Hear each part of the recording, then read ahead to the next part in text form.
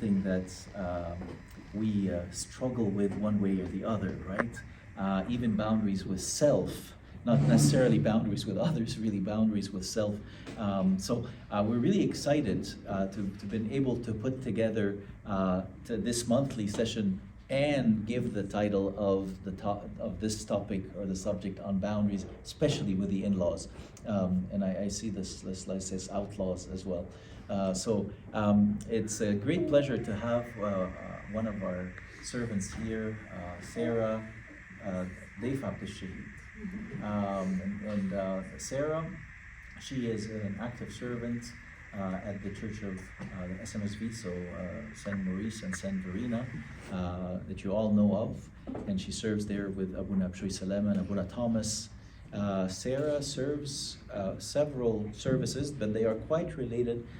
So she serves the premarital couples, and she serves the married couples. She serves also the marriage post and parenting, as well as the I think that's a kind of a new initiative in their church, serving the servants. Yeah, it's called the Fountain. Yeah. It's what's it called, the Fountain? Yeah. The Fountain, which is really, enriching those who are entrusted to enrich others. And so it brings a great joy to my heart and to the Focus family to have her come here. And despite, like I said, that she's involved in these ministries, she was kind enough to find the time to be amongst us here and to lead the discussion on boundaries and the in-laws. And I pray that we learn something that we can take with us, something that we can reflect on, and we gain some good insights that translate into some sort of change. Okay. Like Abuna said, I am not from Mississauga.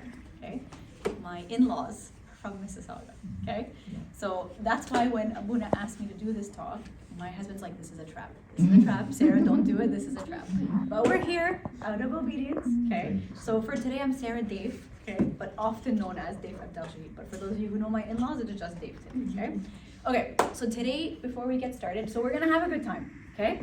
These spicy talks, we have a good time. We're gonna have a good time. Okay. So this is kind of what we're gonna accomplish today. Hopefully, we're just gonna start with some key foundational principles to make sure that we're all on the same page.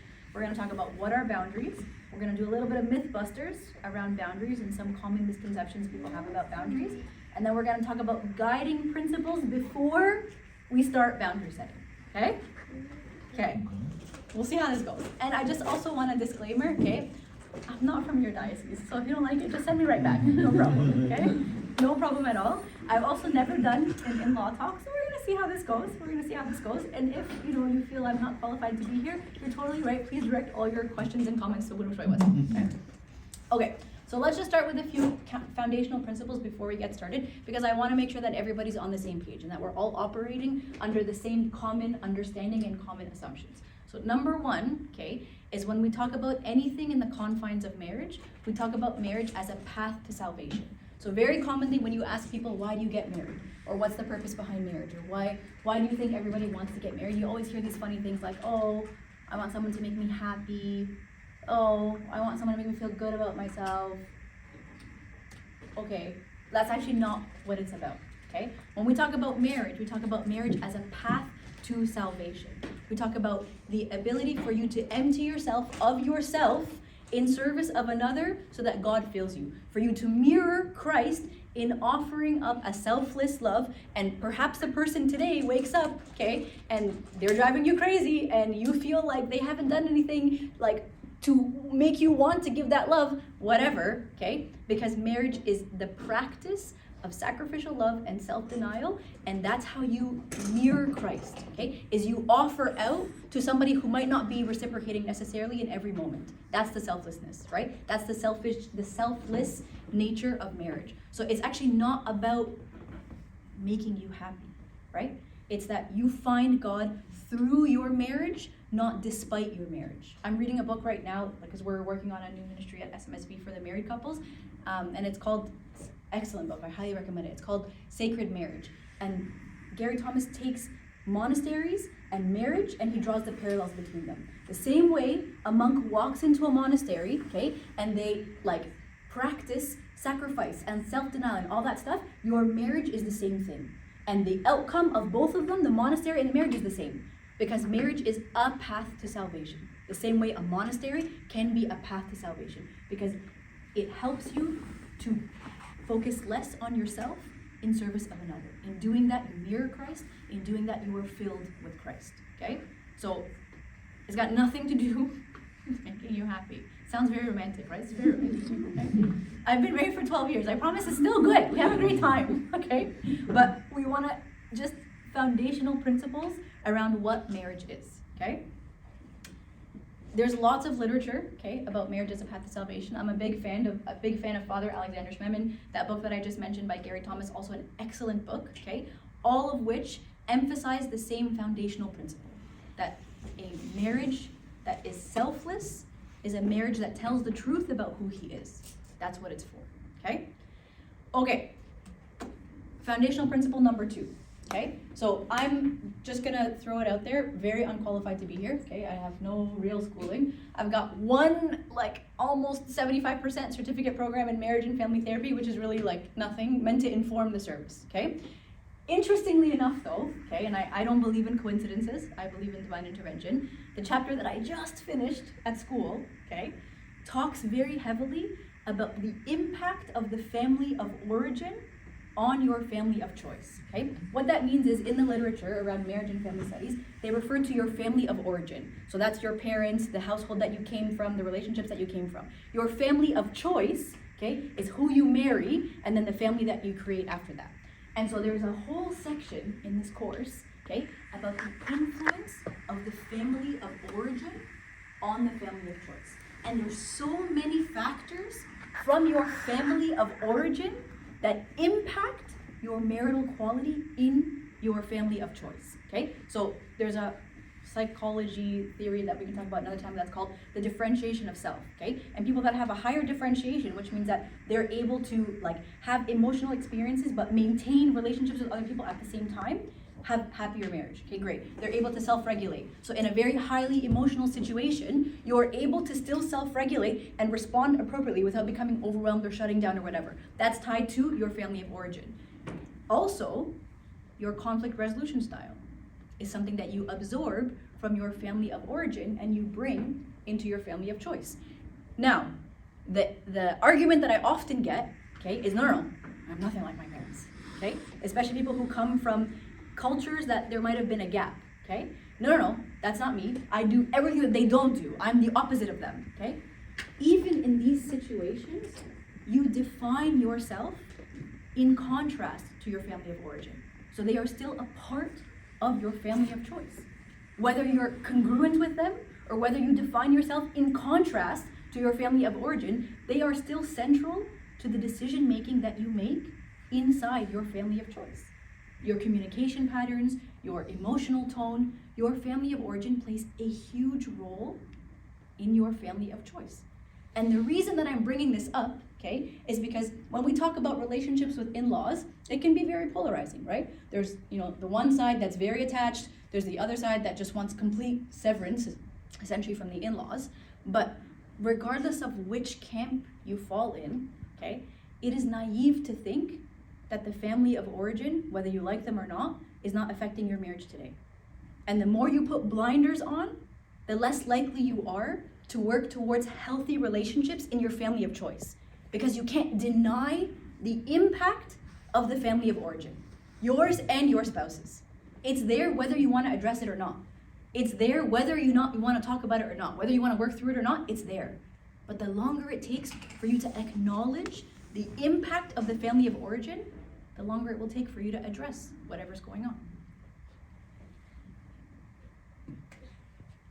It is very important for us to be able to appreciate the different dynamics of the individual families of origin, as much in service of your spouse as it is in service of the dynamics in your family.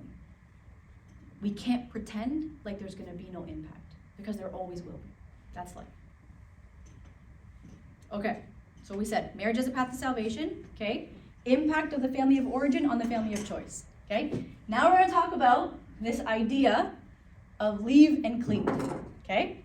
Okay, So the verse that we always default to is Genesis 2:24. Therefore shall a man leave his father and his mother, and shall cleave unto his wife, and they shall be one flesh. So leave father and mother, cleave unto his wife.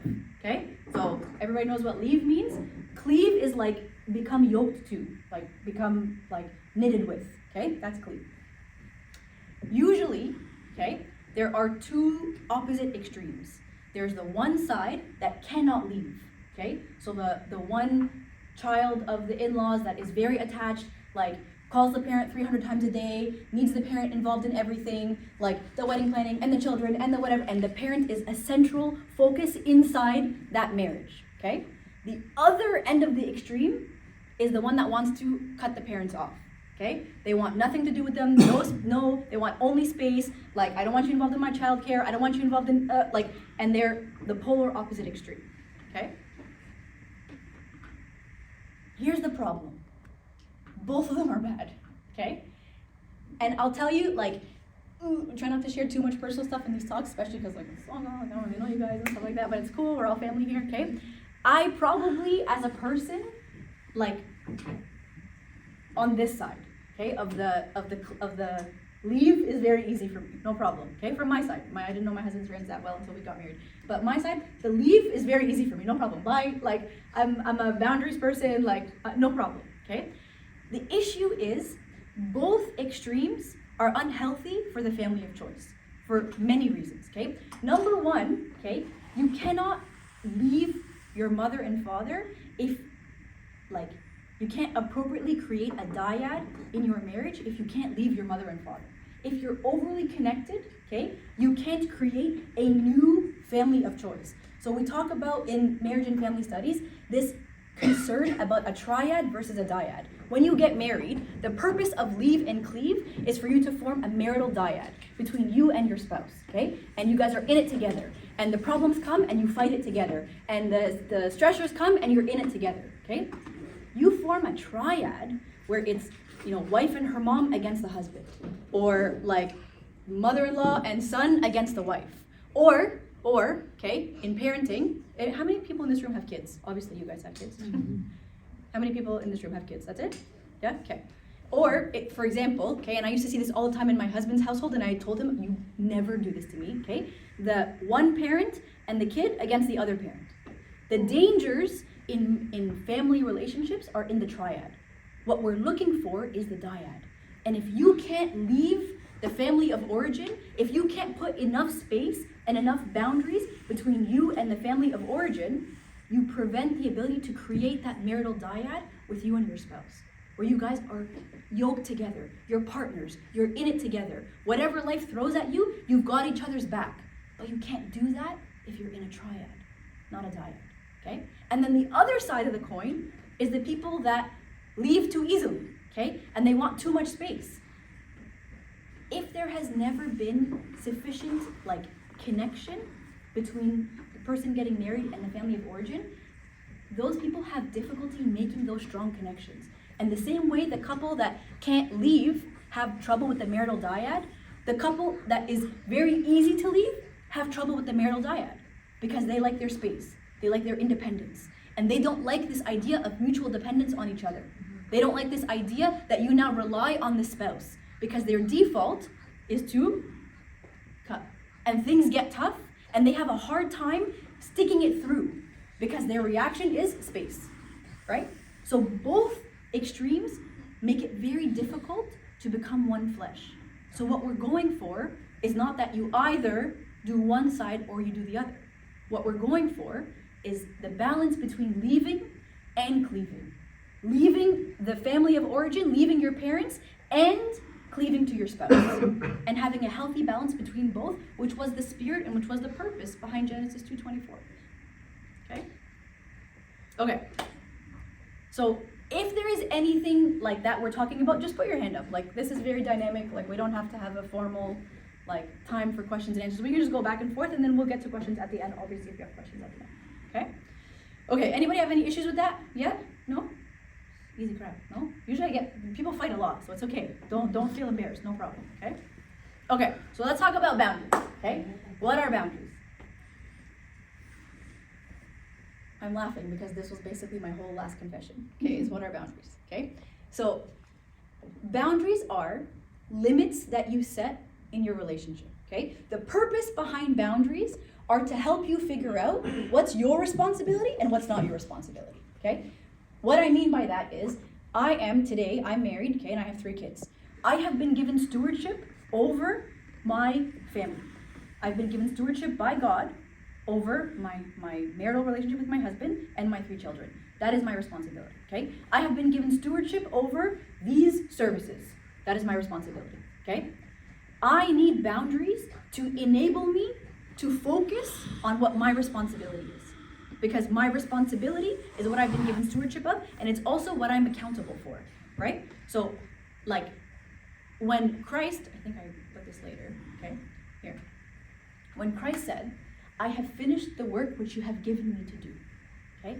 That is what I want to be able to say when I'm done, okay? When I'm done, I finished the race, I'm all that stuff, okay? My kids are good, they're independent, they're alive, they're healthy human beings, like my husband is happy. I want to be able to say, I have finished the work that you have given me to do. The way for me to do that is to set boundaries, to enable me to finish the work that he has given me to do. Because that out there, that's a problem, okay? But that might not be my problem. This is my problem. This is my responsibility. These boundaries that I have around my, whatever it is, my household, my service, or whatever, this is my responsibility. This is what I'm accountable to. At what age though? Because I feel like there's a certain point in life where you feel like you have to be a parent for all your life. So like for example now, we need help for, let's say, to buy a house. You're gonna have to ask your parents. So how is that the boundary there? Because obviously to buy something, you're always ending up asking your parents. Like, that's what I mean. So what age? Does it just continue? Because when you read that verse, I also look at it like until I'm old and I'm with Christ. Which But verse? This one? Yes. Are you looking at it like when they're 18? That's it? No, my kids? No. Okay. I'm looking at it at the end of my life, okay? Okay. When God tells me, I have given you stewardship over all of this. And I can tell him, I have finished the work which you've given me to do. So forever? Forever. Okay. Forever. Okay. That's my question. Until I'm done serving. And I'm not gonna be done serving until I'm not breathing anymore. Until I'm done serving, at that point I can tell him, you gave me stewardship, and I did everything you asked me to do, or I tried my best. Proficient. Okay. Okay? And so, So how does this in your mind impact the issue of boundaries? I'm just wondering if you're connecting them. Because one boundary would be like, well, at 18 years old, you're independent. You can do it. You can do what you want. So when she brought independent, I wasn't sure if she meant like at 18 years old, and then you know what? You go to university. You do this. I helped you as much as I can. Now you start your life.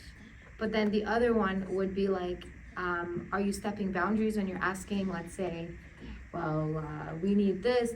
Mom, Dad, please help me. So am I stepping boundaries? But technically, that's what you need, you know?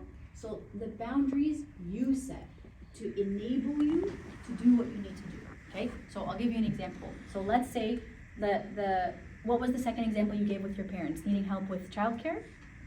No, like for example, we want to buy a property. Okay. So we just need extra income. Okay. So before we just go and ask our parents, for example. For extra income or for extra income? Yeah, for Okay. extra income.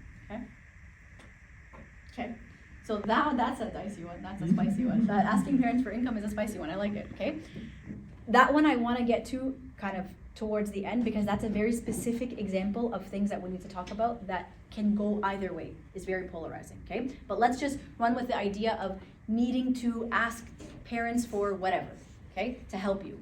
The question is the asking for help enabling you to have stewardship over what you need to do, or is it preventing you? Okay, so when we talk about things like help from parents, okay, or help from in-laws, we always talk about, is the help freely given? Okay, because if the help is offered in exchange for something that doesn't empower the marital dyad, right? What you're going for is empowering the marital dyad to have stewardship over what they've been given. I have been given stewardship over my children, my household, my husband, all of it. My job, my services, all of it, okay? And the relationship that I have with either my parents or my in-laws is meant to empower that stewardship.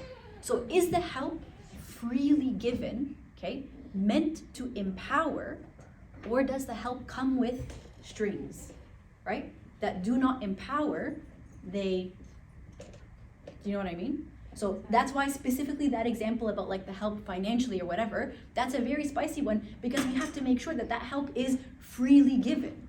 And the strings that might be attached to it in other situations don't take away from that stewardship that you have over your household or your children or whatever it is, because that stewardship is what you're accountable to. What do you mean by freely giving? Like, is it in exchange for something? Like, because I helped you, now you must buy a property within 5 kilometers of where I live.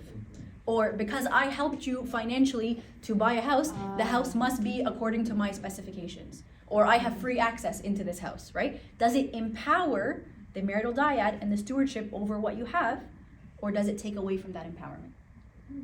Make sense? And that's where Abuna asked, how do you see it with the boundaries? And I feel that this is the boundaries, you know, like if he decides to ask for help, freely give it, it's like, okay, well, where? Like, you're gonna have to be right beside me. I want you to be like so close to me. Or, for example, he wants to go study in England. And if I'm gonna help him, then you know what, I'm gonna help you regardless. Whatever decision you make, we can discuss it, but this is at the end of the day, your life. Still too early, it's not gonna be that anytime soon. If it goes to England, it's this conversation. So I'll give you an example, right? Two of my Sunday school kids, Sunday school kids, oh my gosh, they're so old now. Sunday school a long time ago, but they got into medical school in April, okay? That's good. They're amazing, they're such great kids, like honestly, they're amazing. So one of them, okay, she got into 2 medical schools. One's local, one's not local, okay? And she's a student, she's broke, she's been a student for however long, okay? And she was looking into student housing. And her preferred school, her first choice, was the one that was a little bit further away, okay? And her parents told her, like, we know that you have student debt and all that stuff. If you pick the closer school, we will get you an apartment.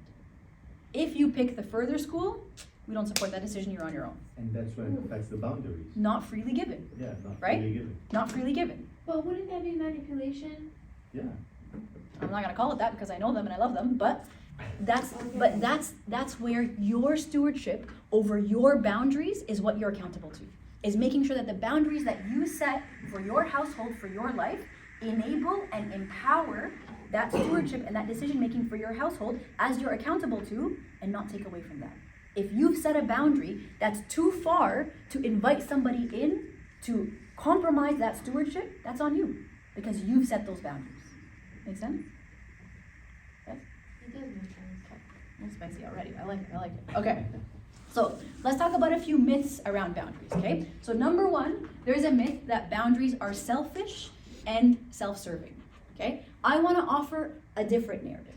The narrative that boundaries actually enable you to serve by helping you to prioritize how he's called you to serve, okay?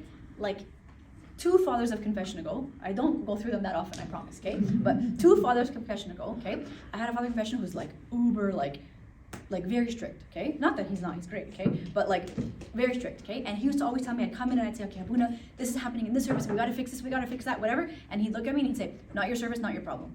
And I'm like, Abuna, but this is falling apart, and it's blah, blah, and it's service. What do you mean it's service? Not your service, not your problem. You keep your head down and you focus on your service, okay? And you maximize everything you can do in your service, that service out there, not your service, not your problem. I don't even want you to sit in conversations about how that service is crumbling. Not your service, not your problem.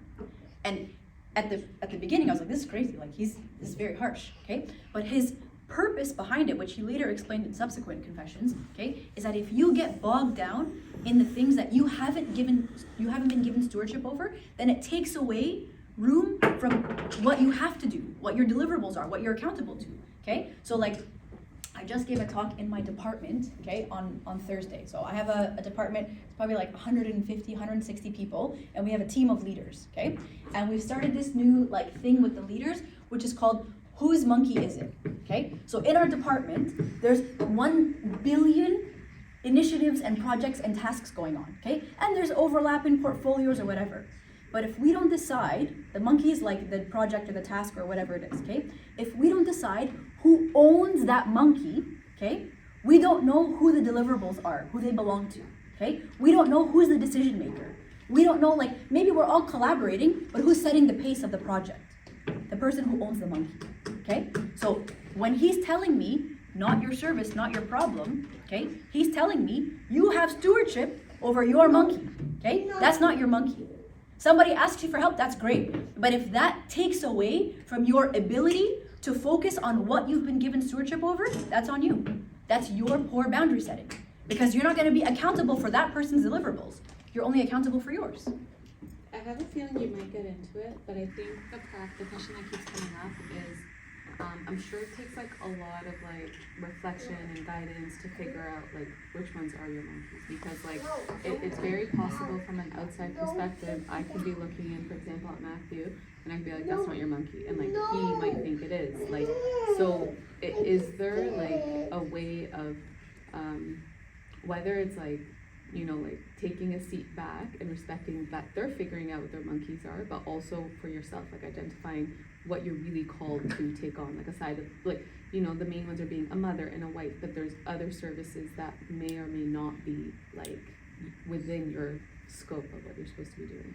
So, it's funny that you asked that. So let's talk about services specifically, okay? So I'll tell you right now, transparently, my monkeys, my job, and like in the last 6 or 8 months, God has been very much showing me like I'm all about marriage is a path to salvation and parenting is a path to salvation. And in the last 6 to 8 months, he's also been telling me, okay, your job is a path to salvation. Like you don't get to compartmentalize your job from everything else. The same way that you like find me and you get close to me through marriage, through parenting, your job is the same thing. I put you there for a reason, okay? So my monkeys, job, like wife, parent, services, okay? At SMSV, okay, not to out our inner workings right now, but at SMSV, we're actually in a bit of a like, almost like a restructure. I don't want to call it a restructure, but kind of like a restructure, okay? Because there's a lot of that.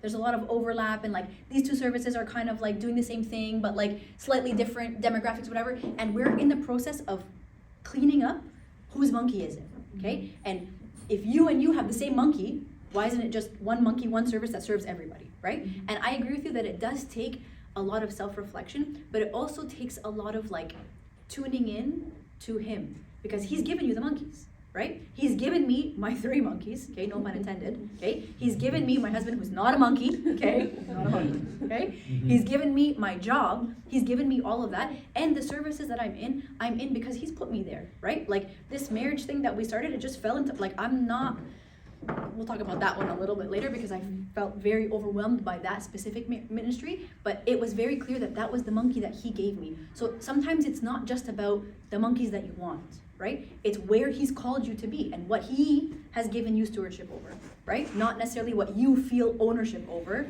rather than what he's given you stewardship over. Do you know what I mean? Yeah, can I add like a scenario to that specific example? Like let's say based on talking to him and you've realized that like this marriage you know service that you've taken on, like you've accepted that this is one of the things like you've been called to do and you're, you know, faithfully serving it. Like what if Rami comes and is like, I don't think that's your monkey, like it's Marriage? like no, the Is this a service divorce? no like the service itself, like a specific service. Like does your partner have a say in like what the, or is it something that like you feel like it's a calling and you have to kind of serve faithfully like the service you've been given? Or like can someone that's in your life like look at it and be like, no, I think you're taking on too much? Like, So my husband tells me on a regular basis that I'm taking on too much, okay? yeah. What I'm gonna say about that is that there has to be an appreciation in the different approaches, okay? So my husband, some of you might know him, Mississauga, you guys know each other, okay? My husband is the best person I know, okay? There's nobody in the world who I think is more knitted to God. Like my husband is who I want to be when I grow up, hands down, okay? My husband does not serve the same way I serve, okay? My husband is an introvert, okay? He can get up here and he can give a talk, I don't like it, okay? He doesn't enjoy it. And he'll do it if he has to, out of obedience, okay? But that's actually not where God maximizes his talents. You know where my husband's fire, okay? He does the catechism course at SMSV. So anybody who's new to the faith or whatever, and they want to learn more like the pathway to baptism, they meet with my husband one-on-one. Wow. I could never do that, first of all. Never, okay? But that's his like, and you should see him. He's like unstoppable in that service. He's amazing, okay? Our appreciation for service, our level of priority that our household gives service is the same. But how that service looks is different. Do you know what I mean? So does he appreciate that God has called us to this new marriage ministry? Yes. Is he gonna serve it the same way I serve it? No. But in his appreciation of the prioritization of service, does he do what he can to serve it like indirectly? Like, so for example, my nieces and nephews' birthdays happening at this moment, but I committed to this a long time ago. He's solo with the kids there. Is that him serving as much as I am? Of course, because he's making it possible, because our prioritization of service looks the same, even though our service doesn't look the same. Do you know what I mean? Yeah. So like when people say like, oh, do you guys have to be aligned? You have to be aligned in the spirit, but what you do doesn't have to look identical. Do you know what I mean? Yeah. Yes? Okay. So, myth number 1, okay? Boundaries are not selfish or self-serving. They're evidence of stewardship. They're evidence that you are prioritizing what you've been given stewardship over, okay? If my monkey today is my household, my marriage, the boundaries that I set around my marriage are evidence that I'm being a steward over what he has given me, what he has called me to do. Okay? Okay. Number 2, okay? Boundaries hurt other people. So sometimes you hear, okay, I don't want to set boundaries because I don't want to hurt somebody's feelings. I don't want to set a boundary because I don't want somebody to get upset. Okay? I love this verse in Galatians so much. But let each one examine his own work, and then he will have rejoicing in himself alone and not in another. For each one shall bear his own load. I would actually argue that boundaries help you care for other people rather than hurt other people. Because now you have a stable foundation to operate from. You're not distracted, you're not depleted, you're not running on empty, you're not letting opinions that are outside of the confines of the boundaries muddy what you know to be true. You're not letting outside influences second guess what you know you have been given stewardship over. So I would actually argue that the boundaries that you lay actually enable you to help others rather than hurt others.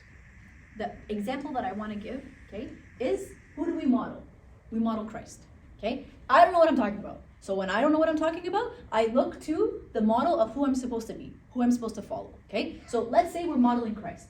I love this example, okay? Matthew 14, if anybody's got a physical Bible, might be a little bit too bold to ask in 2024, or a smartphone, okay, with a Bible, whatever, we talk about that later, polarizing, okay?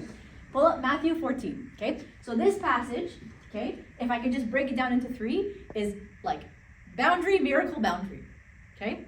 That's basically how the passage goes. Boundary, miracle, boundary. So it starts off, okay, when Jesus heard it, he departed from there by a boat to a deserted place by himself. Okay, boundary. Okay, something's going on. Okay, he needs to pray about it. He needs to recharge. He needs to whatever. Boundary. Okay, people are following him. People are all over him. Okay, he's there to serve. Boundary. Okay, that's a boundary. But when the multitudes heard it, they followed him on foot from cities. And when Jesus went out, he saw a great multitude, and he was moved with compassion for them and healed their sick. Okay? So he went to pray in a deserted place by himself. Set a boundary of personal time. Okay? What comes next? The miracle of the feeding of the 5,000. Okay? He knows he's here to serve. He knows that he has to serve, and he wants to. Okay? In order for him to do that, okay, he's got to recharge. He's got to be filled. Okay? He's got to set a boundary that enables him to then go out and do what he's called to do. He has to set a boundary that gives him the capacity to be able to go out and do what he's called to do. So boundary, okay, and then heals the multitudes and feeds the 5,000. Okay? Miracle of miracles. After he feeds the 5,000, what happens? Immediately, Jesus made his disciples get into the boat and go before him to the other side while he sent the multitudes away. And when he had sent the multitudes away, he went up on the mountain by himself to pray. These boundaries did not hurt people. These boundaries helped people. These boundaries enabled him to be able to serve the way he was called to serve. It's defensive, not offensive. Okay? Myth number 3, okay? Boundaries make you lose people. Right? Okay. Matthew 19. Anybody have a Bible, smartphone, whatever? Anybody want to read? Kind of do this in a younger crowd, but no reason not to do it here. Anybody? Matthew 19? Thanks, Nancy. Sorry, just gonna take a second. Yeah.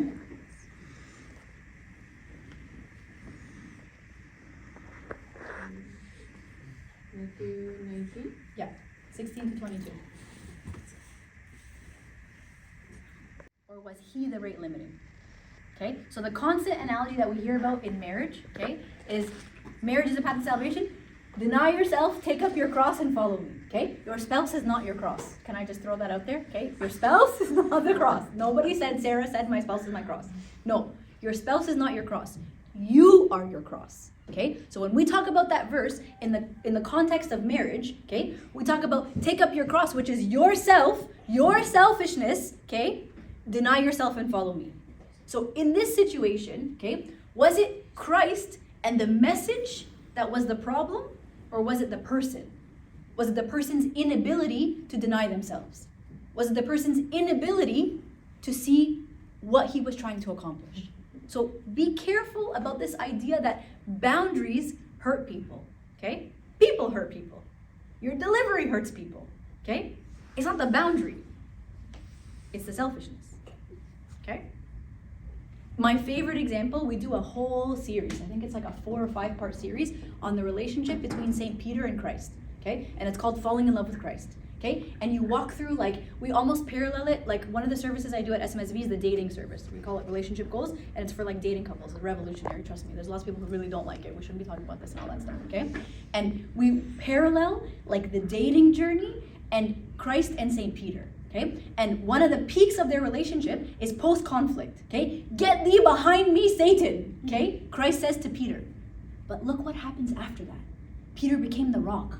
Okay? Peter became the rock that the church was built on. After, get thee behind me, Satan. Okay? Look at the difference. This guy, okay, can't see past his selfishness. It wasn't the boundary, it was the guy. Look at St. Peter.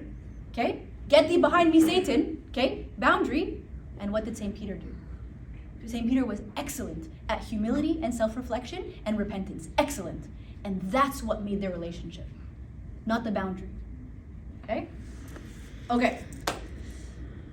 Oh, now we're gonna get into the spice. Okay? Are you ready for the spice? We're gonna get into the spice. Before we get into the spice, okay, let's just talk about some principles when it comes to boundary setting. Okay? So, what are you accountable to when it comes to your in-laws?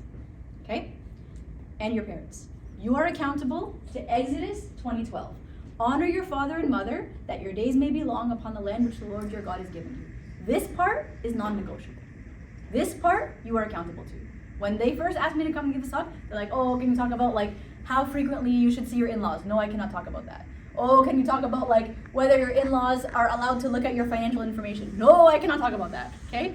But what I can talk about is what you are accountable to.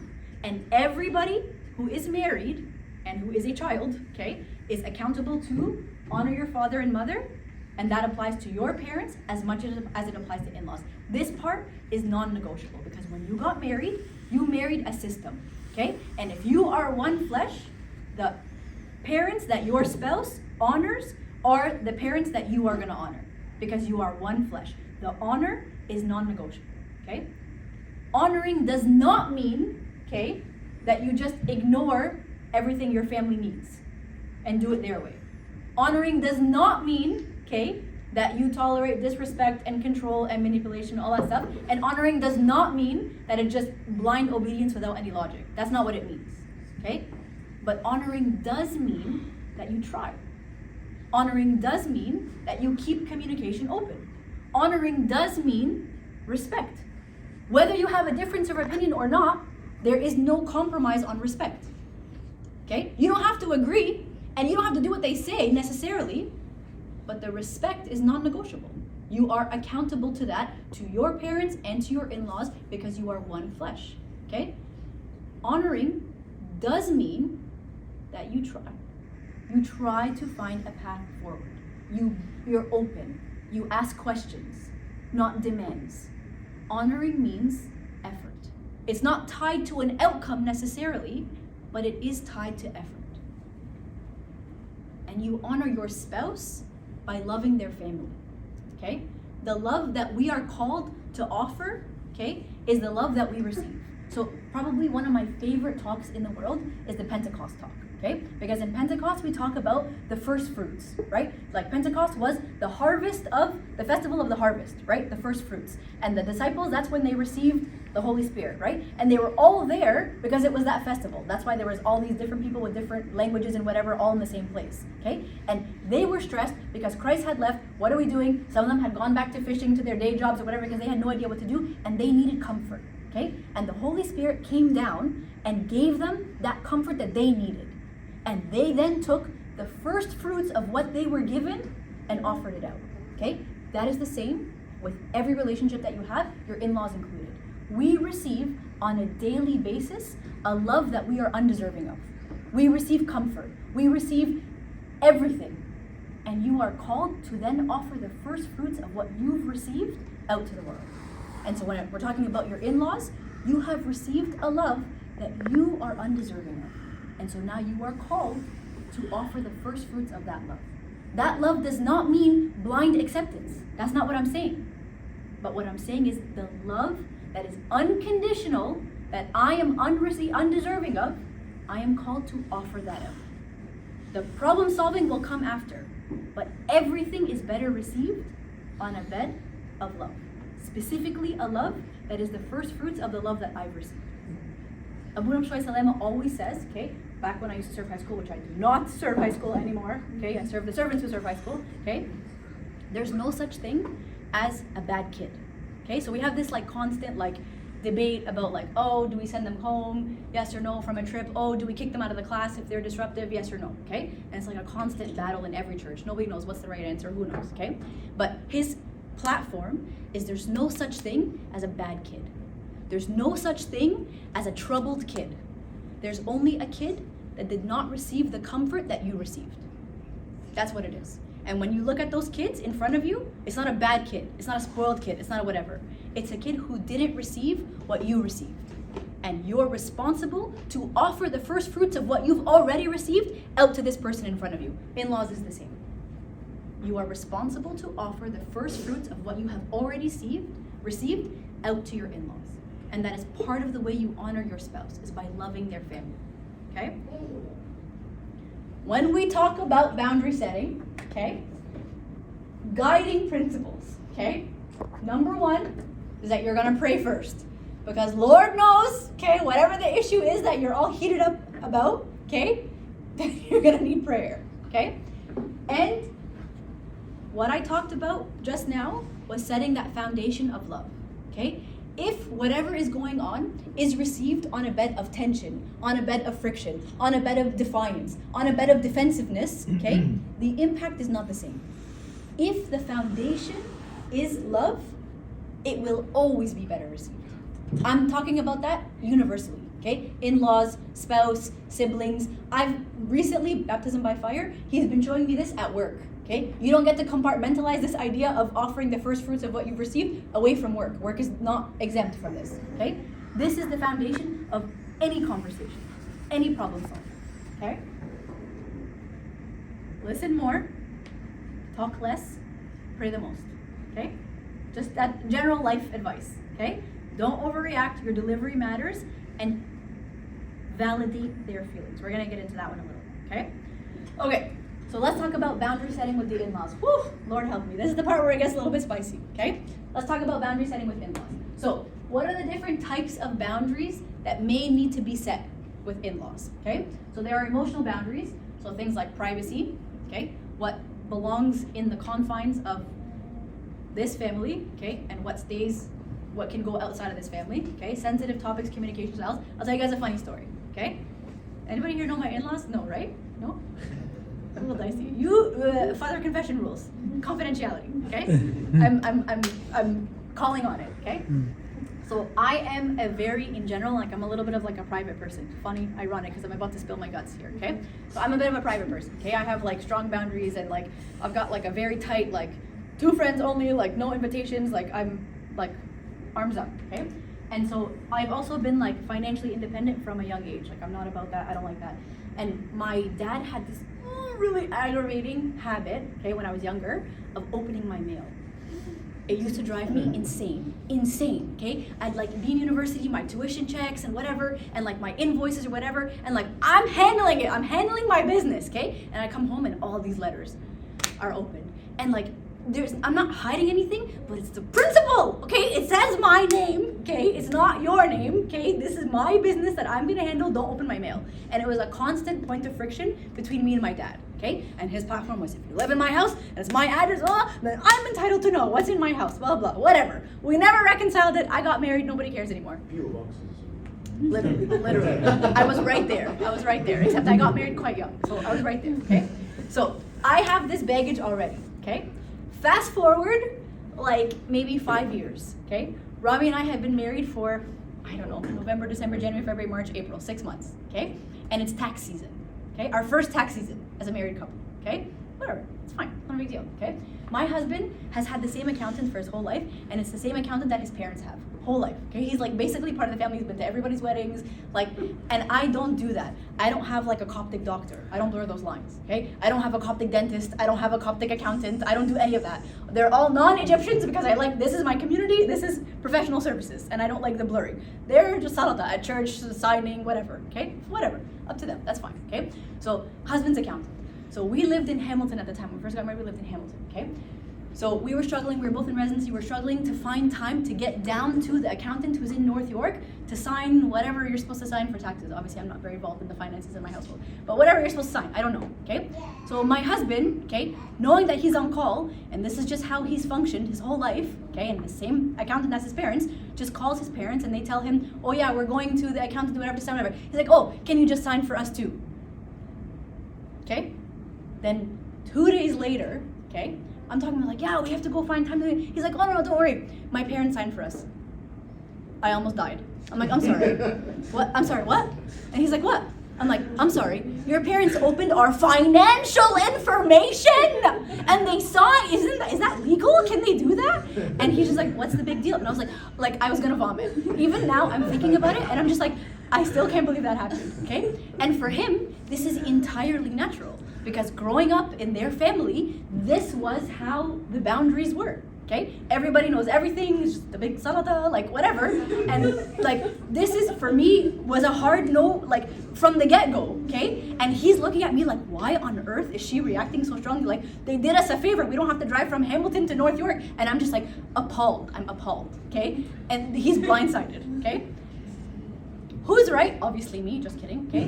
But the point is, okay, that the privacy boundaries, okay, that you set are going to be a blend of either families of origin, okay? In my case, we're two opposite extremes, okay? I have very, very harsh boundaries on the one side, and his family has no boundaries, okay, on the other side. My last name is Deif, okay? Deif, my last name is Deif. Just for everybody's awareness, if anybody here knows my in-laws, my last name is Deif, okay?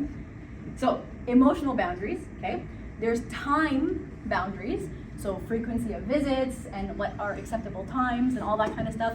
I'll tell you, how many people in this room have been married for 5 years or less? Okay, so most people, okay. So I'll tell you, for us, this was a big struggle when we first got married, was the frequency of visits, okay? Because I don't want to set the bar too high when we first got married, because I didn't want to occupy all the weekends and all that kind of stuff. But whatever the right answer is for your demographic, I don't know, okay? But like I said, the boundary enables you to have stewardship over what you are accountable for, okay? So if you set a boundary that takes away from your ability to steward your marriage, okay, you gotta talk about that, okay? So space is another one, so like affection and like free access into homes and all that kind of stuff. Parenting, okay, I don't know how many people in this room have parents except for obviously one, but parenting, okay, is a whole different ballgame, okay? Decision making for your kids, how you discipline your kids. I can tell you on a daily basis, my mom tells me, when she sees me interacting with my children, she says these words, I think 100 times a day. Tarbiyya ghariba. Yes, I'm aware that we don't agree on the parenting styles, no problem, okay? Like, how much you discipline your kids, how you discipline your kids, the decisions that you make for kids, the level of indulgence that grandparents are allowed to afford to their grandkids, like, whatever, boundaries, okay? And then financial, we talked about a little bit earlier, little preemptive. Is that my cue to go? No? Are you sure? Okay, I'm okay. If you want to know, fine. Okay, and then financial independence for sure. So like financial information, like do they sign your taxes? Okay, or like financial independence, like we talked about earlier, or even things like gifts, right? Like what's the appropriate magnitude of financial gifts that either you as a couple receive or your children or whatever it is. Okay, so I'm a outcome oriented person. I think very like algorithmic. Okay, so we're gonna go through a few steps when it comes to boundary setting. These are general tips. Spoiler alert, okay? I'm not gonna tell you how frequently you should see your in-laws. I'm not gonna do that, okay? I'm not gonna tell you whether your in-laws should or shouldn't sign your taxes. I have a personal opinion, okay? But that's got no bearing on your dynamics. But what we are gonna talk about is how can we kind of go through like a thought process or a framework in boundary setting, okay? Because my situation is gonna inevitably be different than yours. So, number one, okay? Communicate with your spouse. Any issue comes up, any question, any blurring of lines, anything, okay? Communicate with your spouse because you are trying to prevent a triad and you are trying to reinforce a dyad, okay? It is you and your spouse. That is what you have been given stewardship over. So the second you delve out into triad, okay, you undermine the dyad. So the first thing that you do, okay, is you remember what your primary responsibilities are and you communicate with your spouse. You have to be on the same page. With the boundary setting, with the decision making, you have to be on the same page. Because the second you are not, a triad will come in, okay, from the corner and throw off balance the marital dyad, okay? Number two, okay, I'm gonna say, identify and confront your own expectations, okay? So let's dissect Sarah, for example, okay? Because I've been married for 12 years, none of my in-laws are here, I can say whatever I want, okay? When it came to the signing of the taxes, okay? Still makes me uncomfortable when I think about it. Can you see? It's like 12 years later and I'm still uncomfortable, okay? My own personal baggage, okay, is I need space. I need independence. I need autonomy. This is private. This is whatever. Okay? And I know that I live on that extreme. Okay? Had we had the opportunity to have a conversation about it first, okay, we would have been able to at least identify that he lives on the polar opposite end of the spectrum. Like his family is the polar opposite. Like, just so you know, 12 years later, every morning as we're driving to work, we have a family conference. My husband, his twin brother, and his mom. Every morning, it's a family conference. And all family issues are discussed in this family conference every morning on our way to work, okay? Look how far I've come. I've come so far from 12 years ago, okay? Literally. Who am I even? Who am I, okay? I don't know, okay? But it's because I had to be able to identify that his family of origin looks like this, my family of origin looks like this, okay? And nobody's gonna win if we're both running in two different directions. There's gotta be a path forward. And part of that path forward is knowing what your expectations are, whether they're founded or unfounded. Knowing what your history is, knowing what your baggage is, whether it's founded or unfounded. And that will help you identify where you have wiggle room and where you don't, right? Like, I'm not gonna send my pay stubs to my in-laws, okay? And I was able to identify that yes, there's stuff that we can talk to about them. We could tell them the price of our house if we're paying for it, but please don't sign my income tax. That's not, okay? That's where my boundaries are. But I won't be able to do that unless I confront my own expectations of where the boundaries should be and why they are that way and what contributed to where I think my boundaries should be set. And you have to make sure that your boundaries are based on stewardship, not emotions, right? My boundaries, where I'm setting them, is based on protecting what I have been given stewardship over, not emotions. Emotions are not logical. Emotions are not rational. Emotions are not always tied to an outcome. So you have to be able to make decisions based on what's going to empower your ability to be stewards over your household, right? And, okay, you also have to make sure that your reaction accurately reflects what you believe to be true, okay? Do I believe that it's wrong for my husband to have been that forthcoming with his parents? No, I don't. But if I react that way, I'm telling him that. And that's not what I mean. It's weird for me, okay, because I'm different, but I don't believe it to be wrong for him. So you have to make sure that your reaction conveys what you actually believe to be true. And so in situations like this, and we talk about this like, I want to say almost every talk, okay? In whatever the topic is, we try and train people, their first reactions to be to look upwards and then look inwards, right? Instead of looking at the other person and what they've done wrong and your reaction and, you train yourself to look upwards first and then to look inwards, to see what parts of you are preventing your ability to see upwards. What parts of you, like you know that when he says, take the plank out of your own eye? The plank is yourself. The plank is your selfishness. The plank is the parts of you that are blurring your vision of him. So we try and tell people when emotional situations like this happen, try to train yourself to look upwards and then look inwards to see what is preventing you on the inside from being able to see clearly upwards. Okay. This is going to be a common theme throughout the algorithm, okay? Like, just count how many times we talk about spouse, communicate with your spouse, talk to your spouse, seek peace with your spouse, okay? Communicate with your spouse, identify your own expectations, okay? And then seek peace with your spouse, okay? Because before you set boundaries with anybody else, you people need to be on the same page, okay? Before you set boundaries with anybody else, your boundaries have to be mutually agreed upon. You have to agree that this is the right thing for us to do to protect what we've been given stewardship over. You can't set a boundary and then your spouse comes in and overrules. Or you can't set a boundary and then your spouse comes in and they like make the in-laws think that this is negotiable, right? That's not a boundary then, that's a suggestion. So you have to be able to communicate with each other to decide as a family what is the outcome that enables you to best serve through your marriage or through your family. Okay.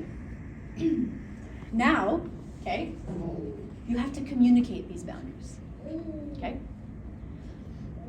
If you come from a family like mine, okay, which culturally, okay, was not very accustomed to having discussions like this can be very difficult, okay? Culturally, in my household, okay, there was not a familiarity with clear and respectful boundary setting. This was a learning curve for my side, not my husband's side, my side, okay? So in the beginning, this was a big challenge. It was a big challenge for us. I'll tell you, for us, probably the biggest challenge was how frequently we saw them when we first got married. That was really tough, okay? Because everybody's expectation is that you basically move back in with them, okay? And we lived in Hamilton. So it gave the illusion that we're far, even though we actually probably saw them more when we lived in Hamilton than we see them right now when we live 15, 20 minutes away, okay? So for us, the two biggest challenges were how frequently we saw them and when we had kids. That was torture, okay? Because there was a big learning curve, okay? And so it was our responsibility to be very, first of all, united in what we thought the boundary was, but to be very clear with the parents, okay? Clear and specific about what the expectations are. But with that clarity also comes respect, okay? It's not like either you respect our boundaries or we're never gonna see you again. No. It's, these are the boundaries, these are why, okay? We're newly married, we wanna make sure that we don't let the marriage like fall through the cracks with respect and with empathy, okay? Because if you communicate your boundaries in a way that doesn't make them feel like you care about them, you've already lost the conversation.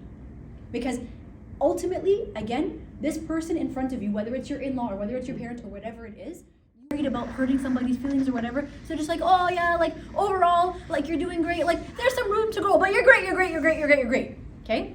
And the person doesn't learn anything because they don't know where they're falling short. They don't know where is the boundary of where they performed and where they didn't, okay? okay? And then you have the other leader who's just like, you're horrible about this, you're not performing, okay? No specific examples, no coaching, no support, nothing. So the employee walks away like, okay, I'm gonna get fired tomorrow and my boss hates me.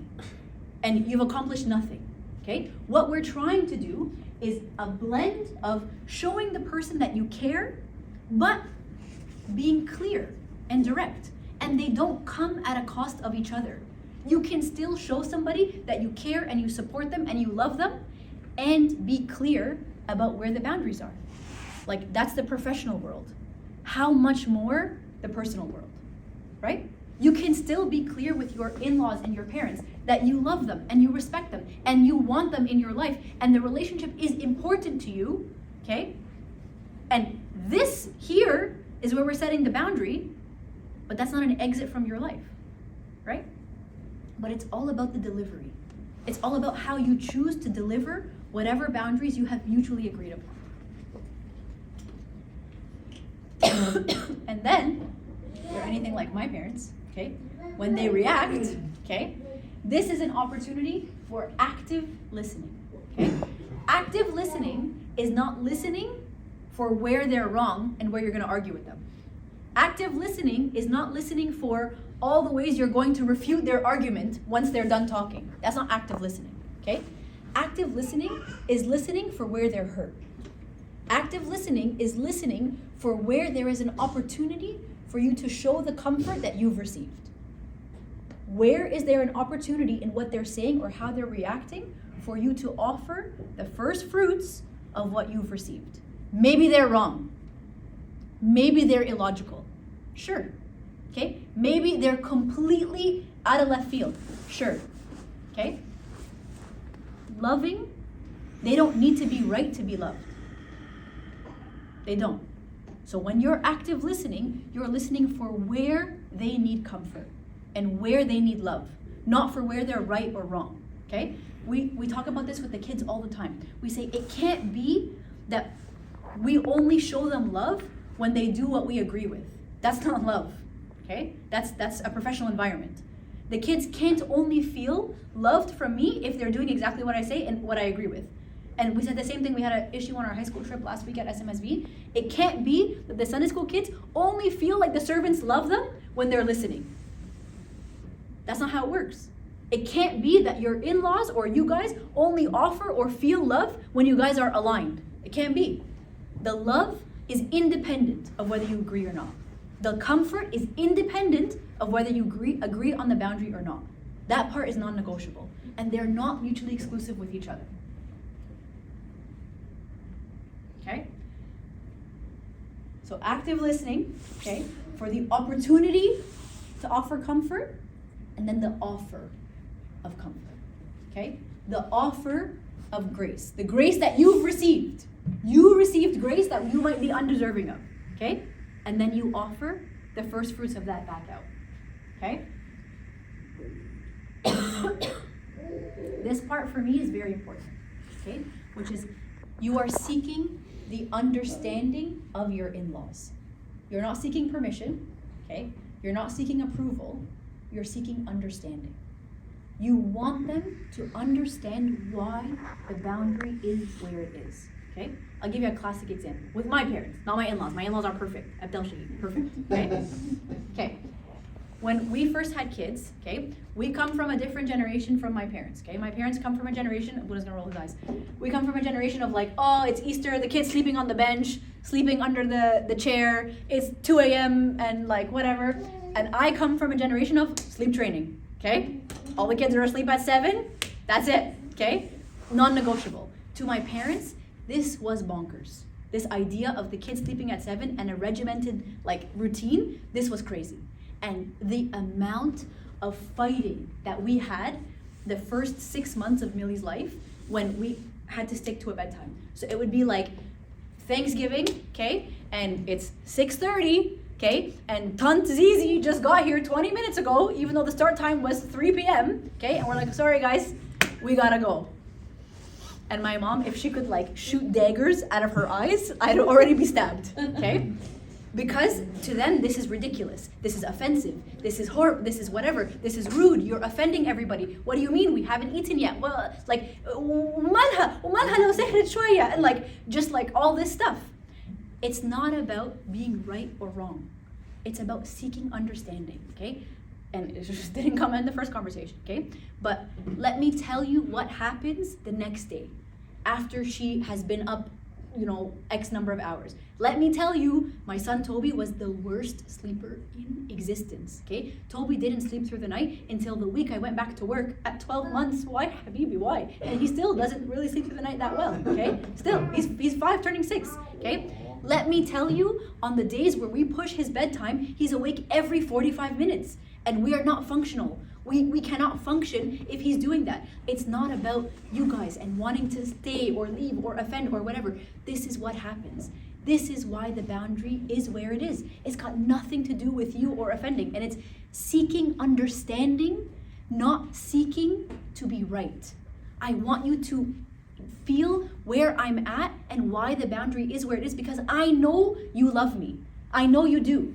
And you know I love you. And I know that you want the best for us.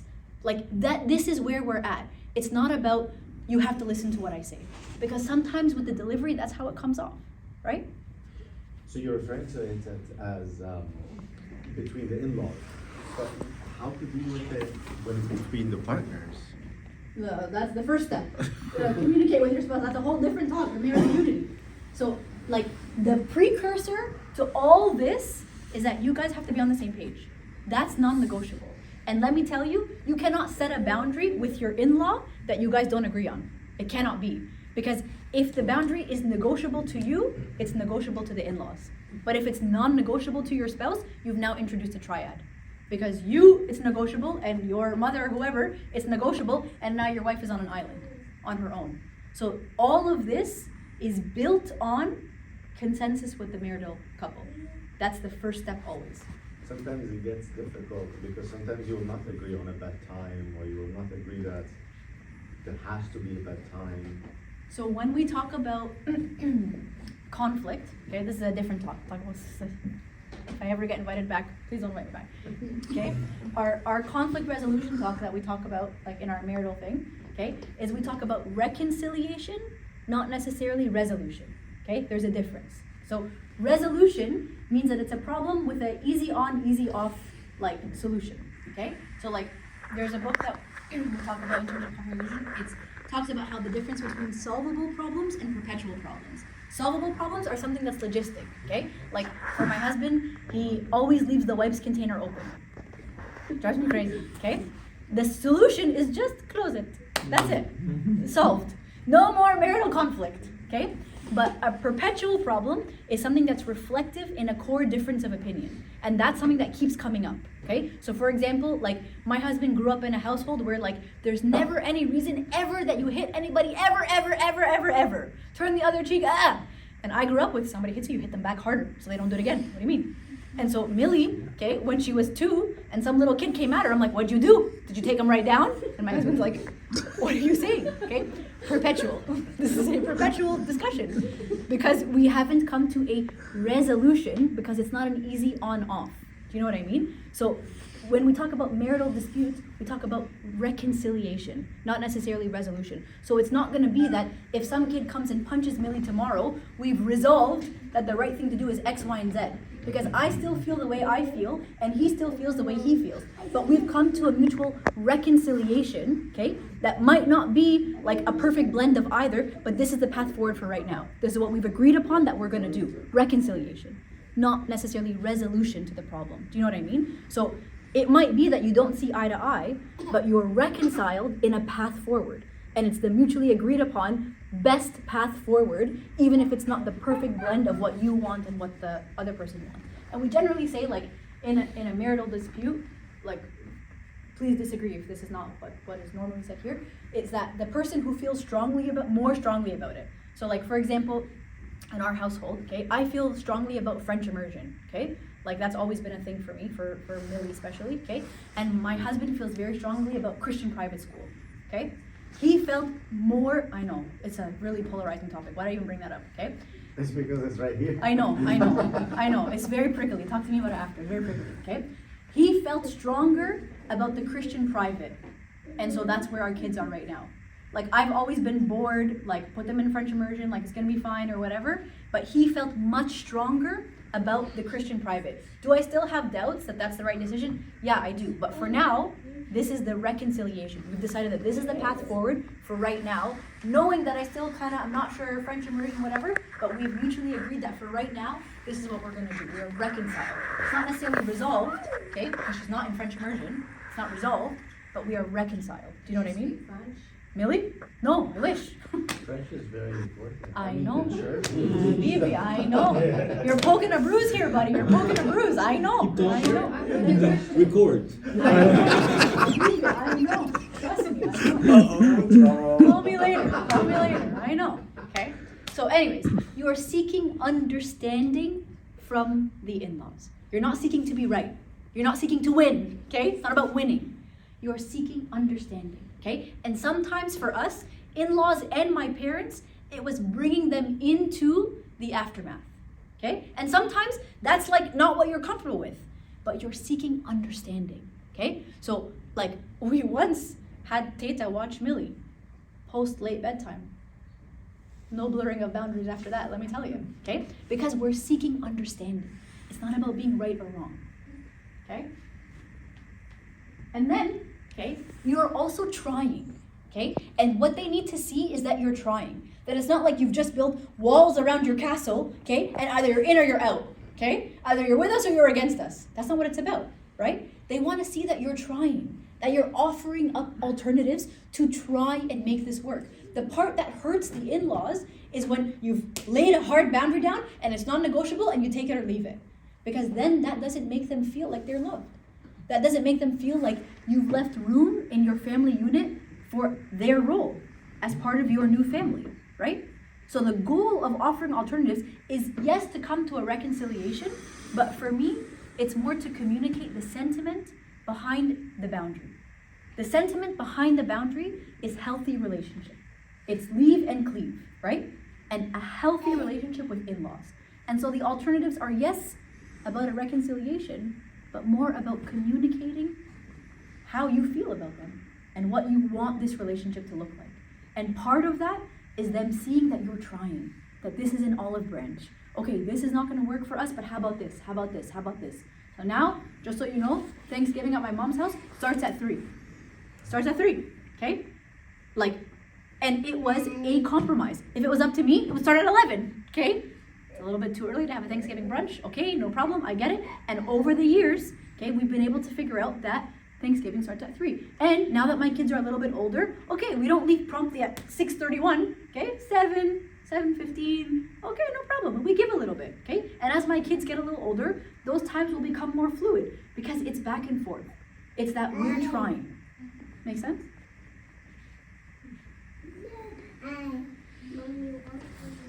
Community is the central theme because you have to be yoked together in the boundaries, especially before the next step, which is you hold fast to your boundaries, okay? Like I said, if the boundary for you is non-negotiable, okay, you can't let it seem like it's negotiable. This is a very bad analogy. Maybe we stop the recording for this one, okay? But, okay, it's the same thing with the boundaries that you've set around your life. If you make them feel like this is negotiable, they will negotiate it, okay? If I've said there is no circumstance where I'm gonna push Millie's bedtime, and lo and behold, I'm at the other parent's house and I left at 8 o'clock instead of 6:31, folks, I'm in big trouble, okay? So if you have decided that this is the correct location for your boundary to enable you to have stewardship over what you're accountable for, make sure that you hold to those boundaries and that those boundaries stay consistent regardless of who is being asked or who is being spoken to. And that's why being on the same page is important. Because if you are not, you introduce a vulnerability into that marriage relationship that is unnecessary, especially if it's a mutually agreeable boundary. All right. All questions, please feel free to direct them to Abu Msoy Wasfi. He's happy and willing to take all of your questions. There's actually a Slido we created. It's on the focus group if anyone wants to ask questions anonymously. Should we put it up, maybe? The Slido code? Is everyone on the group or is? Yeah. If everyone has the. One of them is not so bad, right? So my first question back would be, which one of it is it, okay? And then the second thing I would say is remember, okay, that any help that you seek from outside of your unit is meant to empower the marital dyad, okay? So if the asking and the whatever is empowering the marital dyad, great, okay? As opposed to if it's stripping it from its ability to be stewards over what you've been given accountability for. Abuna? Another question, you said communicate with your spouse about boundaries with in-laws. What if your spouse is avoidant and responds saying, you talk to my mom or dad, it's between you and her or him? Okay, so probably like rule number one, okay? When it comes to boundary setting, you set your boundaries with your biological parents, okay? That's like kind of like the gold standard, especially if this group is 0 to 5. You set the boundaries with your own parents, okay?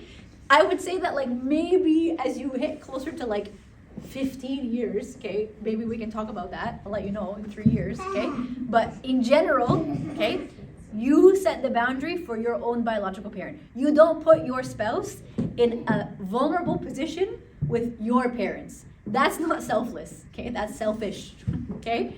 If it's a difficult conversation, you don't like shadi not, okay, and inta hazak.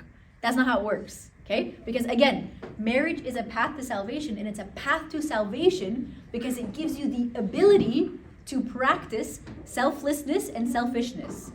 And that is not at all related to getting out of the things that you don't want to do and like unloading it onto your spouse. That's not it, okay? So, general rule of thumb, you lay the framework down with your own parents, and your spouse lays the framework down with your own parents, and each spouse is meant to be like a reinforcing factor, okay? Not the boundary setter, and selflessness in terms of task division, okay? It's not, I don't want to do this, so now you have to do it. It's that I don't want to do this, you don't want to do it, I will do it. Okay? We're approaching it with selflessness, not selfishness. Person. Okay? So number one is upwards. So like where does this land in relation to where he wants us, my relationship with him, how he wants me to act, how he wants me to be, who he wants me to be in this like role that he's given me. Okay? And then step two is now inwards. Okay? What parts of me are blocking that? What parts of me are clouding this discussion? What parts of me are the plank in this conversation that's preventing me from being able to see the path forward? Like what parts of myself do I need to crucify or deny or like deprioritize in service of God and in service of my spouse? Because I am in service to my spouse because I am in service to God, right? Like when you wake up and your spouse is driving you crazy, you stick around because you've made a covenant to God, right? And that covenant to God is non-negotiable. People are negotiable, right? But the covenant to God is non-negotiable. So like when it's marital disputes like that, we try to resort to upwards and inwards before you then start talking. Do you know what I mean? But we kind of do have like a pathway of, you know, conflict resolution that I'm sure Abuna also has. You have more? Question, I mean, I think there's one or two more, but time-wise, should we?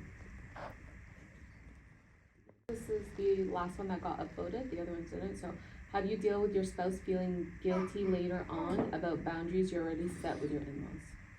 That's a great one. So I think it's reframing why the boundaries are being set and being secure in why the boundaries are being set. Because like we talked about at the beginning, boundaries often have a myth attached to them that they're hurting other people or they're selfish or they're self-serving or whatever.